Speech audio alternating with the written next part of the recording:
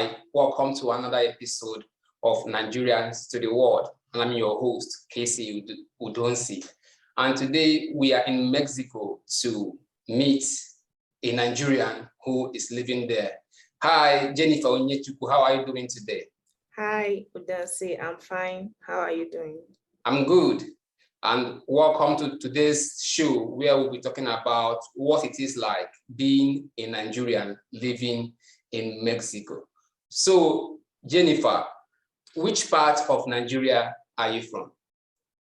I'm from Anambra State, Abatete to be precise, but I'm married to Nokwa guy.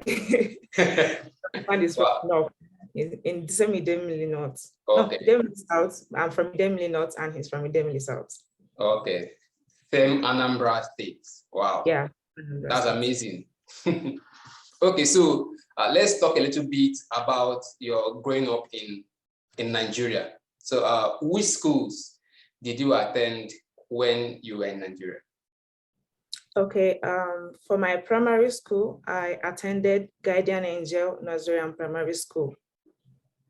I don't know if you know the school. In Anambra, it's in Abatete. It's Catholic school. Okay. My secondary school, I attended Dominican Sisters College in the same Anambra State. And I changed when I got to SS2. Yeah, SS2, I changed to Notre Dame. And I still changed again to Standard International Secondary School in the same Anambra State. That's cool. And my university, I attended University of Nigeria, Nsukka, but Anambra branch. Okay, that's cool. My degree there. I studied economics in my undergraduate. Okay, economics. So it seems like your parents moved a lot while you were growing up because you were changing schools. Not really. I changed. The first change that I did in my SS2 was because I don't know if it's even nice to say it here, but in my school then, you know, it's a private school and it's mission school. It's a mission school. So those in SS3, they don't normally make their WAEC. You know how it is in Nigeria. Okay. Yeah. So okay. I decided to switch. Okay. So now tell us your story, okay? How did you end up in Mexico? Okay. First of all, I'm married. Okay. I got married before I left Nigeria. Oh, wow. My husband was in China then. He was doing his postdoc then in China. So luckily for him, he applied for a job in Mexico and he got the job. We got married. I moved to China with him. We stayed there. He got the job and we moved from China to Mexico. And we've been staying here. This is our third year here in Mexico. You've lived in Mexico for 3 years, okay? So what do you love about Mexico? Oh, a lot. I love a lot of things about Mexico. Mexican food is so delicious. They have a lot of delicious cuisines here in Mexico. Tacos, they have tacos. Everybody must be familiar with tacos. Like you must be hearing about tacos. If you hear Mexico, you must hear tacos. So I like tacos. I like Mexican weather, not just tacos. I like a lot of Mexican food. I like quesadilla, enchilada, tortas, tamales. Tamales is the same thing we have in Nigeria. We call it ukbogede. I don't know the name in English. It's made with corn. Okay. You know, Mexican, you cannot talk about Mexican food without talking about corn. Corn is everything in Mexico. So all their food is either it's a full corn or it's a touch of corn in their food because they consume corn, maize a lot. Black maize, purple maize, yellow and white maize. They have different sizes of maize here in Mexico. And I like Mexican weather also. It doesn't get so cold during winter, but it gets cold, but not so cold, like no minus, no snow. The only parts you will see snow in Mexico is on the northern parts like Chihuahua or Veracruz, that side. That's the only place. And that place is extremely cold. Sometimes they enter -20. It's very cold. It's just like Canada. Yeah, but the temperature, and Mexicans, they are really nice people. They are welcoming, they are friendly too. And they are just like Igbo. You are Igbo, right? Yes. From your name, you are Igbo. They are just like Igbo. You know, we Igbos, we value hospitality a lot. Yes. They are just like us. They value hospitality a lot. And they are friendly too. That's another thing I like about them. Okay. This is pretty interesting. Okay. So in the later part of this interview, we'll talk more about the food. Okay. Now, okay. You were just talking a bit about the people, you know, how they love hospitality, you know, they are welcoming. So what was your first month, or let me say the first 6 months like, you know, and what were the people like, you know, obviously you are African. Okay, so what was it like in the first 6 months? Personally, it was boring. It was really boring because I don't know anybody. I don't have any friends.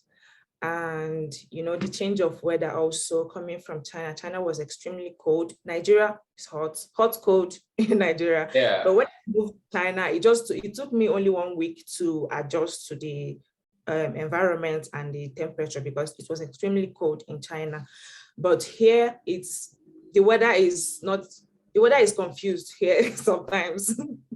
Sometimes it gets cold at night or in the evening. During the day, it gets hot and dry at the same time. Before you know it, it will get cold, just like in UK.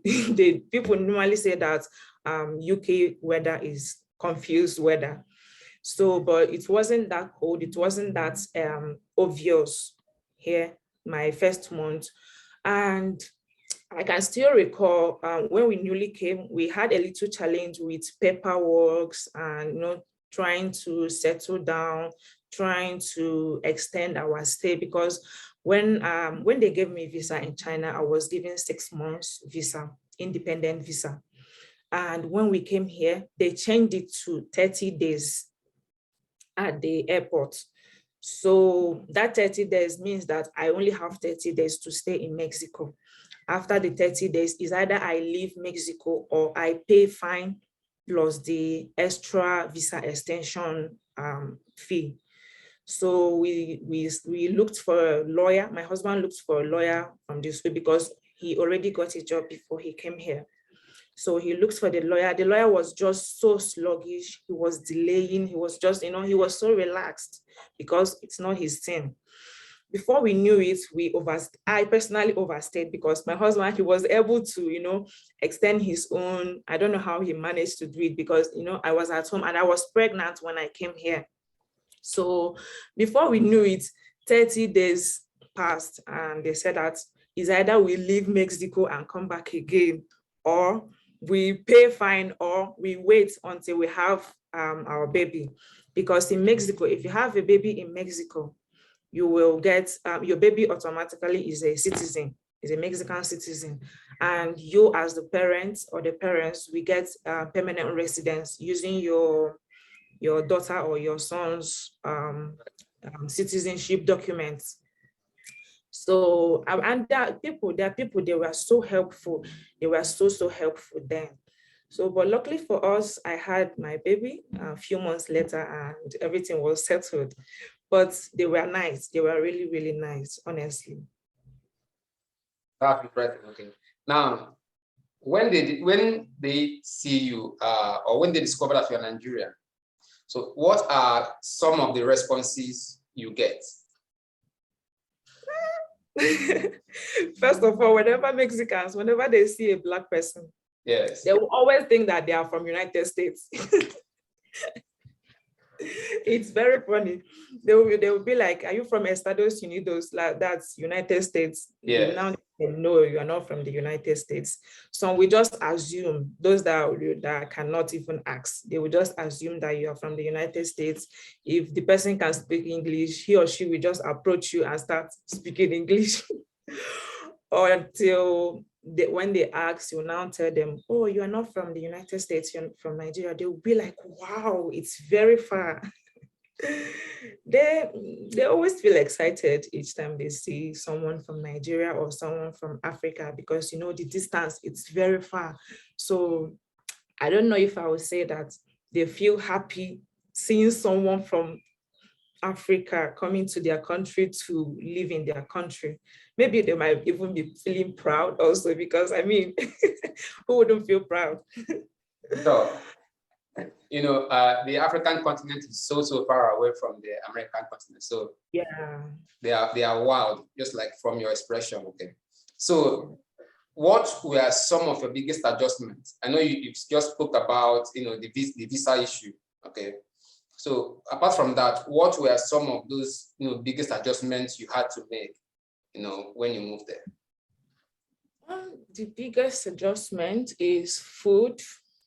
I would say food, because trying to adjust to eating other people's food, plus your stomach, your immune system, the weather, everything is going to change definitely.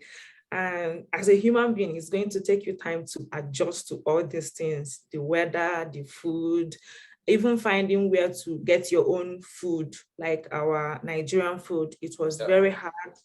What really helped us was phone. If not that we are in modern age, I don't know how we could have been surviving, you know, traveling to another in a no man's land. We always use phone, we always use Google, we search for anything, we try to explore, we go to local markets to explore, to see if we can find new things, new food, and all that. Even because buying things, like one thing I discovered here is buying things, you don't get everything in one particular place. Okay. You have to move around. You have to go visit different supermarkets if you want to be discovering things. You have to be going to different supermarkets. Aside food, things that you use like pots, clothes, and the rest of the things. Also, you have to also explore to discover where you can get affordable and cheap things. Yeah, because like when we newly came, we went to the supermarkets. We couldn't see parboiled rice, the kind of rice we eat in Nigeria. In China, they have this kind of rice that's kind of gummy. The starch in it, the starch content is so much in their rice. So it's even difficult to cook jollof rice with Chinese rice. And they still have the same kind of rice here. They still have the same kind of rice here.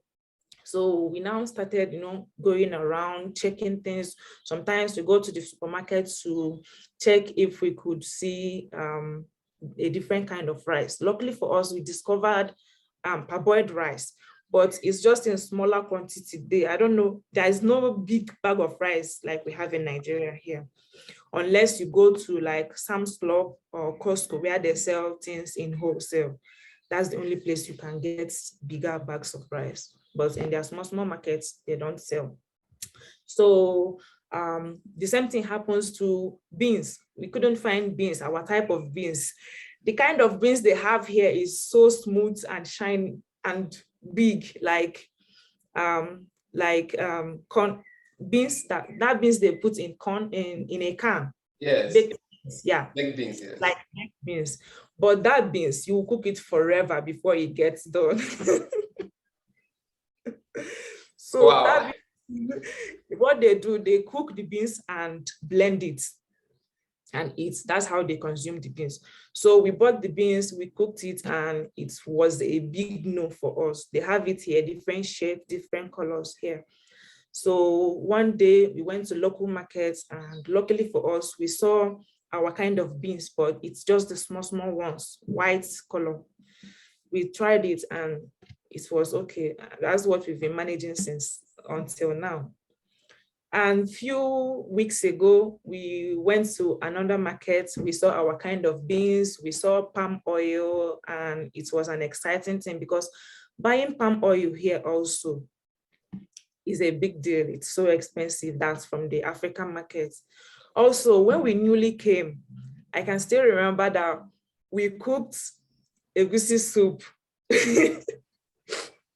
We cooked egusi soup with, we brought pepper, red pepper. Yes. We removed the seeds. We blended the bags, the dried big pepper. I don't know if we have it in Nigeria.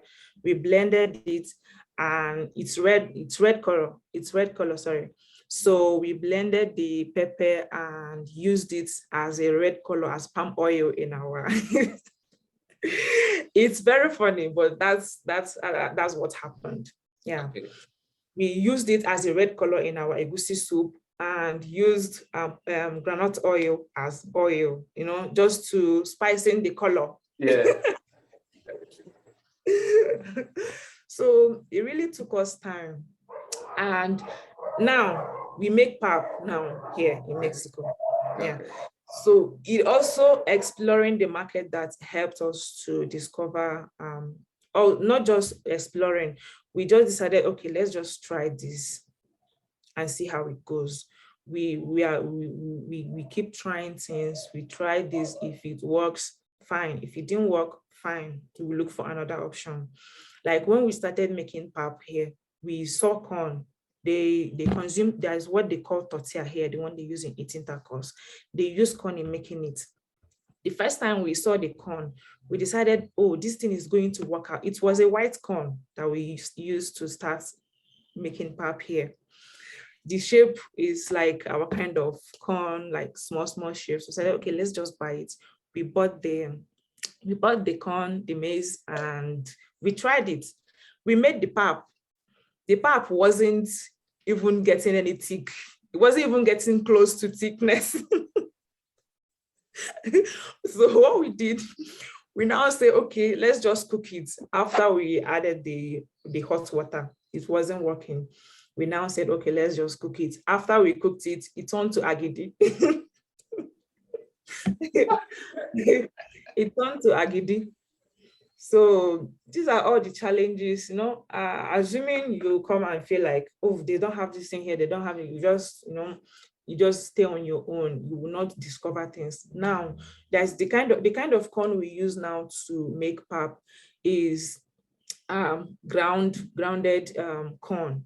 They said they give their chicken grounded corn, but it's yellow corn. But even after making the pap, yeah, it will still not give you that yellow color. It will be like in between white and yellow. It will not give you that yellow color, but at least it's much more better now. So, you're just trying things, exploring. That's the only way to adjust. Okay, so that means the biggest adjustment, as a Nigerian moving there is food. So, and once you get there, you need to be open to exploring, in order to discover things that you have to certainly adapt to, in order to continue to live there. Okay, now, this is interesting, okay. So, knowing that you are Nigerian, okay, does it in any way open doors for you over there? Open doors, like opportunities. Yeah. I would say here in Mexico, to start with, a good number of them are not racist here in Mexico. Wow. Yeah, because they have a lot of colors here in Mexico. They have white Mexicans. They have people that are the same complexion with me. They have people that are like brown, but not white, but brown skin color. And they even have people with, a lot of them have black hairs. So they are not racist, even though they might still have some people that have racism in their blood. Definitely they will have, but majority of them, they are not racist. They are very welcoming. If you merit something, they will give you. My husband is not in Mexico when he got his job. He was in China, and he's a Nigerian, and he got his job here. Talk about, the population of Mexico, or preferably to you, the city you live in. Okay, so how diverse, okay, is the population in the city you live in? Oh, it's very, very diverse, very, very, because they have a lot of, they have Americans here. They have Europeans here, they have Asians, they have Mexicans, they have a lot of people here in Mexico. But the population, it's not that big. It's not up to 1 million. Yeah, it's not. And they have a lot.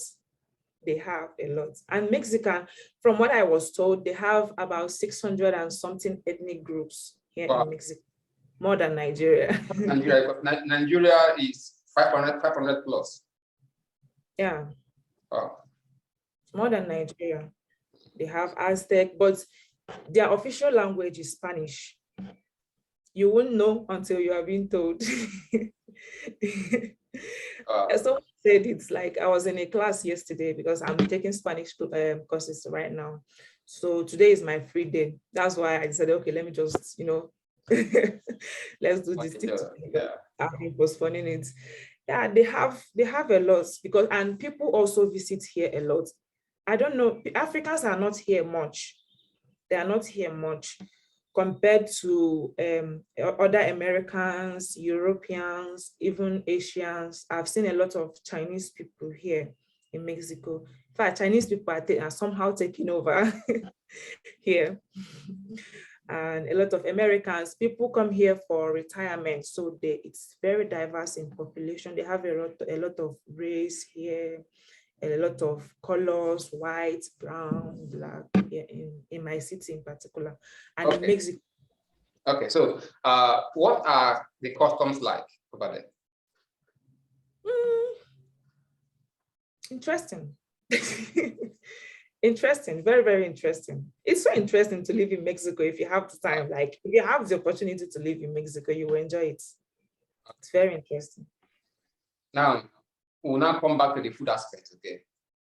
So, how diverse is the food in Mexico? I know you talked about how difficult it was for you to start adapting and then to improvise in order to make Nigerian foods. And now you also say that there are no much Africans, in Mexico. So how diverse is their food? It's very, very diverse. Mexicans, they have a lot of food. They have a lot of food. Everything, food, the ones I eat is just like their general food, because I don't want to come and disturb my stomach with the name of eating concoction. They have a lot. And they improvise with their foods by themselves. Wow. Yeah, they have a lot. Everything in Mexico is food. Snacks, the way they make snacks to look like food, even shocks me most times. Snacks that looks like chip. Okay, plantain chips, Irish potato chips. Sometimes they will bring it. They will sprinkle lemon. There's another one that has red color on it. They will sprinkle mayonnaise, a lot of things in a chips, common chips, and it's a food for them. They will eat it, drink anything, any mineral water around, and it's a food. And they also, these ones are the ones that, I don't really fancy these ones that I'm mentioning right now. Like corn, they bring maize, they cook it. Okay, let's talk about whole corn like this. They'll bring a whole corn, cook it or roast it. They roast it in their own way, not like a Nigerian way. They roast it because their corn is very soft. After roasting it or cooking it, they will put mayonnaise on it, sprinkle something that is lemon, pepper, salty taste on it, sprinkle a lot of things, including lemon on it, and be eating it, and it's a food. Okay, so now let's talk about the major foods like tacos. When I came to Mexico, tacos was the first food that I ate. And I don't really like it because where I ate it, they didn't prepare it very well. I just ate it on all these road restaurants. Yeah, like Ore, Ore is for travelers. So that's where I ate my first food when I came to Mexico. But when I came to the city where we were living then, before we moved to this place, someone took us to somewhere, one restaurant like that. I ate tacos again. Tacos is like tortilla made from maize, and with meat and some vegetables, onion inside with, a lot of things. They have a lot of things they use in making tacos. And they have a lot of different varieties of tacos, not just one particular meal. They have so many varieties of tacos. So I ate it again and I fell in love with tacos. And I've been eating tacos every time. The only thing that will come to my mind is tacos, tacos, tacos, tacos, tacos. And one thing I wasn't told was about Mexican pepper. Mexican pepper is very acidic. Wow. And they eat raw pepper. They eat raw pepper and it's not good. And their pepper is so acidic. Imagine when something is so acidic and you're eating it raw, it will affect you. It will give you stomach flu. So I was eating that. Nobody told me because, in Nigeria, we eat pepper a lot. I was feeling like, okay, it's still the same thing. That nothing is going to happen. I ate the pepper. After I had my baby, a few months later, I started having gastritis. So doctor told me, no more pepper. So that's another thing people coming to Mexico need to know. Mind how you consume Mexican pepper. Because eating the pepper, they call it salsa. They blend it with water with some avocado in it and tomato sometimes. And they will just be using it as salsa, like cream on the tacos. And it's so delicious. So I started discovering more foods, quesadilla, enchilada, with a lot of others. And I don't even have I don't really have so much problems adjusting to their food. Then just tacos, I adjusted. But the only challenge we had was trying to get our own food. But when we moved from Nigeria, we packed foodstuffs. Dried foodstuffs, dried leaves, dried onugbu, dried scent leaf, dried everything, dried ogu leaves. We packed it. We even came with ogili. In fact, it's just this year that the ogili that we left from Nigeria in 2018, right? Was it in 2019? Finished. It's just this year that the ogili we packed from Nigeria finished. From Nigeria to China, from China to Mexico. We packed a lot of foodstuffs, blended egusi, blended beans, we blended a lot of things. With even okwa, we left from Nigeria with okwa. That with a lot of things. But even maggi, spicy, and some other things. Okay, so it's interesting to know that you've fallen in love with tacos. Okay, so which Mexican food would you want everyone to try? All Mexican food. Tacos #1. This has been an interesting conversation of what it is like being a Nigerian living in Mexico. So now let's talk about the family a little bit. Okay. So what is it like raising a family in Mexico?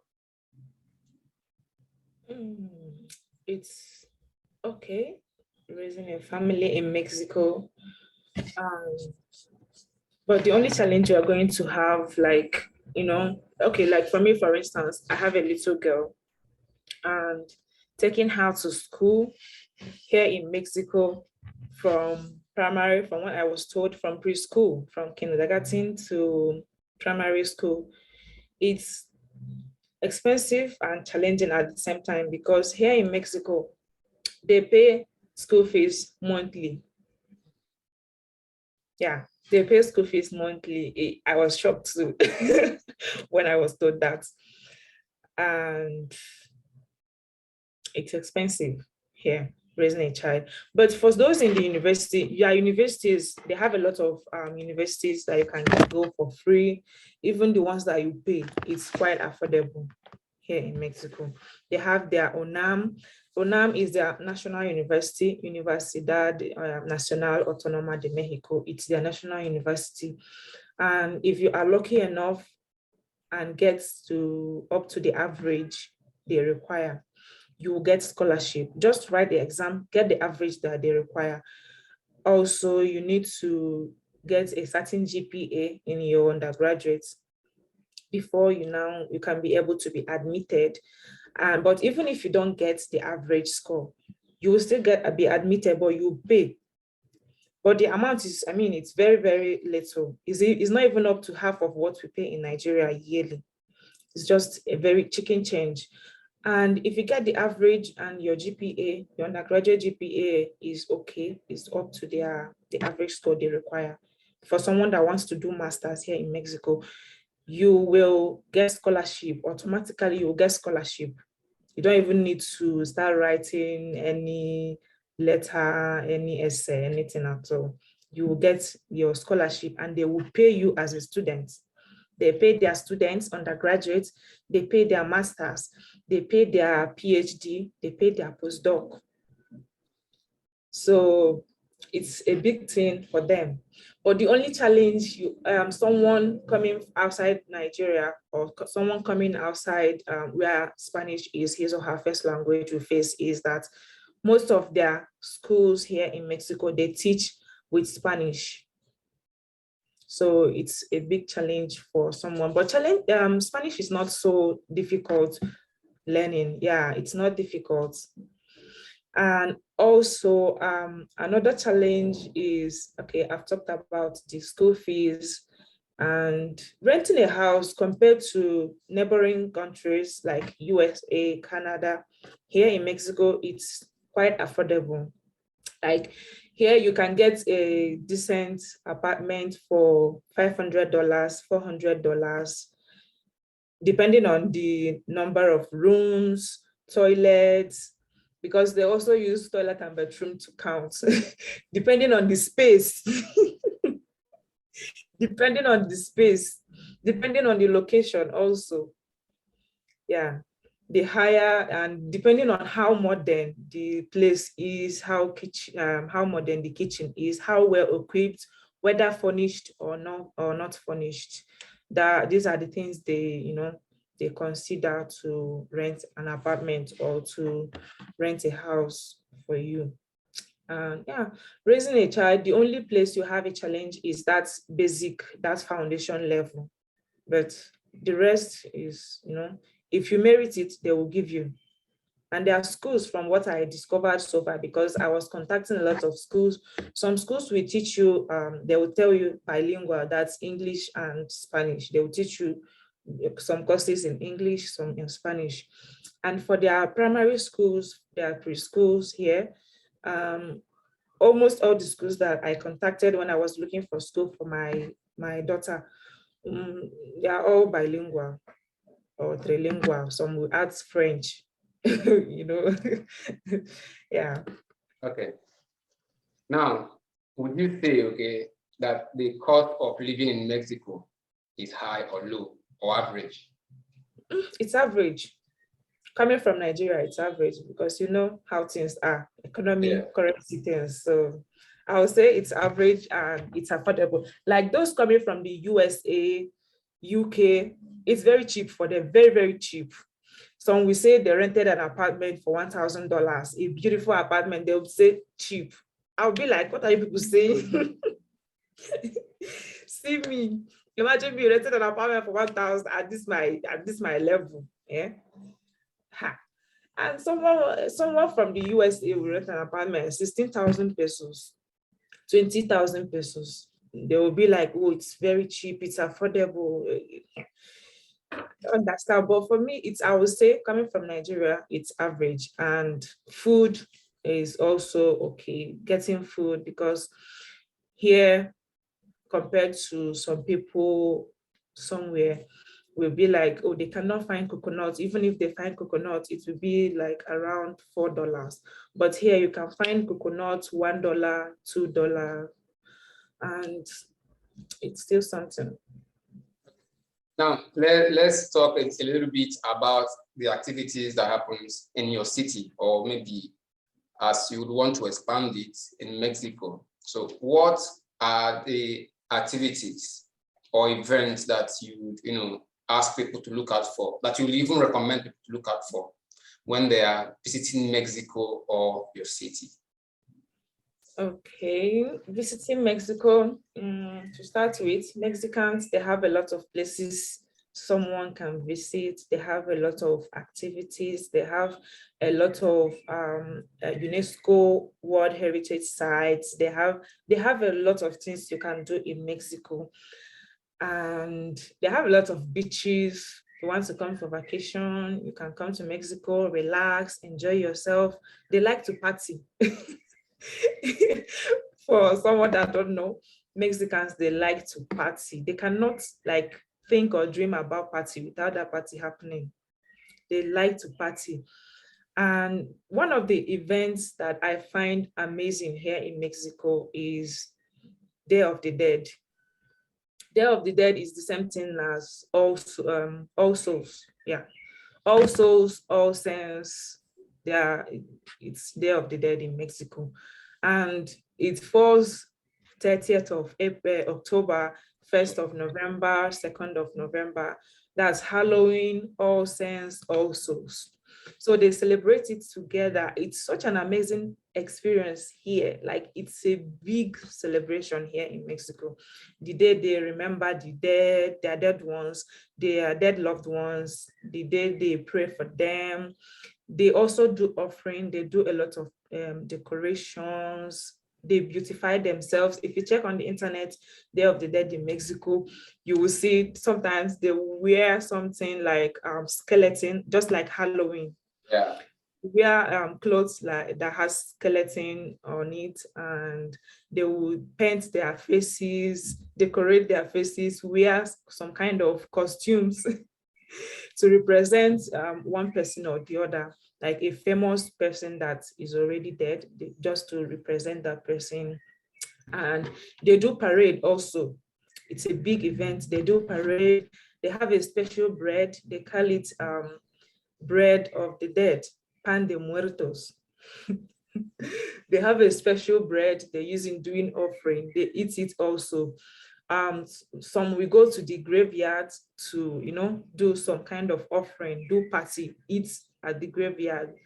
It will be like, okay, we've come as our dead loved one. We've come with you. We've come to your graveyard to eat and dine with you, sort of. So it's a beautiful thing. And they have a special flower also. It's kind of yellowish orange flower they use during the Day of the Dead. They use it to beautify everywhere. It's so beautiful. Yeah. And another thing is Holy Week. Holy Week, okay, I haven't said Mexico is a Catholic country. Yeah, I think about 70% or 80% of Mexican population, they are all Catholic. Yeah, so they have a lot of olden days, ancient Catholic church building, ancient chalice, blessed sacrament, robe, you see, stone, all these Reverend Father's clothes, ancient ones. They have it here in Mexico. Yeah, they have a lot of museum where you can, see all those things. And in fact, I think some Reverend Fathers from Nigeria, they normally come to Mexico for to visit and explore. I don't know what they call it. Is it apostolic work or something? I don't know. Just to learn things in a Catholic church, see the olden days things, see the olden days churches and everything. They also have some ancient architectural buildings here in Mexico. Yeah. So in fact, there's this, is it 16th or 15th century church here in Mexico that I visited sometime, a very old building. They still left the building standing. If you come, they will tell you it's 2,000 years ago. They will be like, it's 2,000 years ago. Some would say it's 2000 BC, it's 2000 DC, and I'll be like, okay, now let me just go inside and see. It will still be the same block, the same everything. I don't see anything so special as a Nigerian. Yeah, but it's an amazing thing. Okay. That's interesting. Okay, that there are so many amazing events that happens there, and as well tourist attractions that people can visit, just like you were mentioning the ancient church buildings that they have in Mexico. Now, I don't know if you listen to Nigerian, music, Afrobeat. Yeah, I do listen to it. Okay, so how big is Nigerian music over there? Oh, the only music that trended recently, not so long, is this guy. Okay, CK, Yeah. Love Wanting. Yes, Love Wanting. The music, it trended. They play it almost all the time in our radio station. I'll be like, wow, this guy, he really made it so far.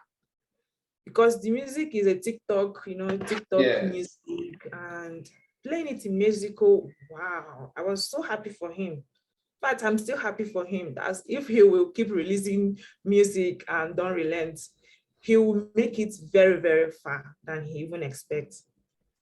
And there is this Jerusalem. It's not Nigeria. I think it's South Africa. South Africa, yeah. Master KG. Yes, Master KG. Someone from Mexico remixed the music with the lady. Is it a lady or a man? I don't know. Yeah, I think he had a female vocalist also on the song, but the owner is Master KG. He's a DJ and a producer as well. Okay. I think a Mexican remixed the song, but not so much. I don't really. Okay, they also play Econ. Econ is not from Nigeria, but they also play Econ. Then the rest are just Latinos, Mexican, and American musics. That's great to know that CK Love Wanting is really making the airwaves there. Afrobeats to the world, and as well Nigerians to the world. Yes. Okay, so what piece of advice, as we conclude this interview about what it is like being a Nigerian living in Mexico, what piece of advice will you give to someone who is planning to move to Mexico, or someone who is even planning to go there on a vacation? What advice do you have for the person? The only advice I have is, if you are ready to go, pack your bags and leave. You are going to enjoy it in Mexico. Mexicans, like I said, they are welcoming, so you won't have so much problem. One of the problems people face moving out is not, finding people that are around them being friendly or being jovial or being welcoming. Because imagine going to somewhere, they will be like, this person is Black, let's shift. This person is this, let's shift from him or her. It doesn't make sense. So our advice, if you are coming to Mexico, come to Mexico. You are going to enjoy it. If you are coming for vacation, why not? Pack your bags, go to Mexico. They have a lot of activities. They have a lot of things all through the year. Mexico, the only challenge you are going to have living in Mexico is money. If you have the money, you are free to go. You are good to go. You can travel to anywhere, explore. They have a lot of cities where you can, explore and see amazing things, see beautiful things, meet people as well, learn new culture, explore Mexican food. It's a beautiful thing. Also, you have the chance to experience life in Latin America as well, because they are Latinos. They are in North America and they are Latin Americans. Okay. Yeah. Okay, wow. Now, when people search on the internet about Nigeria, there are many negative stories about us, Nigeria. And most of them, when they also think about Nigeria, what comes to their mind is internet scam, Boko Haram, no light, maybe we live in trees. So what is that one thing that you'd want to, say about Nigeria, to change that negative narrative they have about Nigeria? Not just in Mexico, right? In general. Well, the truth is that what people don't know is, I feel that some people are being blindfolded, because I know crime is in Nigeria quite all right, but there is also crime everywhere. Even in the United States, there is crime in the United States. In the UK, there are crimes here, there. Even here in Mexico, not everybody is good. Not everybody is focused. There are people that even smoke Indian hemp. There are people that take hard drugs. Yes, everywhere in the world, I think that they have crimes in every country. It depends on how you carry yourself. It depends on how you package yourself. And we as individuals, it also depends on our own perspective towards things and our how we take ourselves. Because first of all, we need to value yourself. If you start thinking about, oh, this person, Nigerians, they are thinking about Nigerians in a bad way, it will affect you mentally. It will affect you mentally. That's where, where's the word? That's where inferiority complex sets in. Because if you think that you are a Nigerian, failure is for you. Failure must come. It's simple as that. If you think that failure is for you, failure will come. But if you think that, yes, you will make it, no matter what, you will make it. So I think, first of all, people should start changing their mindsets. Like someone will tell you that, oh, there's mosquito in Africa. There's no mosquito in the abroad. Who told you that? There's mosquito here in Mexico. There's mosquito in China. There's mosquito in the abroad. I saw insecticide in the supermarkets. Yes, now that's what they're not used to tell us. Well, in Nigeria, Nigeria is this, Nigeria is that, Nigeria. Lie. They have poor people too. In as much as we have poor people in Africa, we have poor people in Nigeria. White people, they also have poor people in their country. They have people that are living, that don't even have a house to start with. They have a lot of poor people. So I think our people, first of all, should know that everything that is in their country is also in another man's country, that it's not that rosy in the abroad. Not that if you have the opportunity to leave, you will not leave. No, it's just like telling someone in Anambra State not to go to Lagos. If you want to explore, you are free to explore. If you want to relocate, you're free to relocate. But not having that mindset that immediately you leave your country, you're going to make it. Or immediately you leave your country, you become a billionaire. No, it's not like that. That's why a lot of people fail, because of maybe what they see on the internet, or they will cover their own bad side and be showing the good side. And people will think that it's like that. It's not. So this is all I have to say. Okay, so Jennifer, it has really been an interesting conversation with you about what it is like being a Nigerian living in Mexico, and I really appreciate you taking our time, to be on the show to give us all this information about being an expatriate living in Mexico, and that is so interesting. Okay, so yeah, what I always do, okay, before I sign out, you teach us, okay, how to say goodbye in Spanish. And good enough, you are a Spanish student. Okay, how to say goodbye in Spanish is adios. Adios, adios. I think I even used to say that. Wow.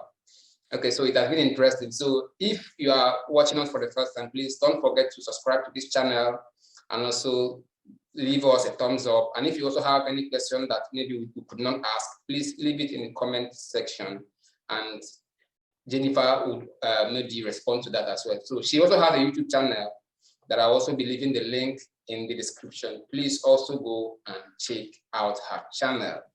And until then, adios. Adios. You can say hasta luego. See you later.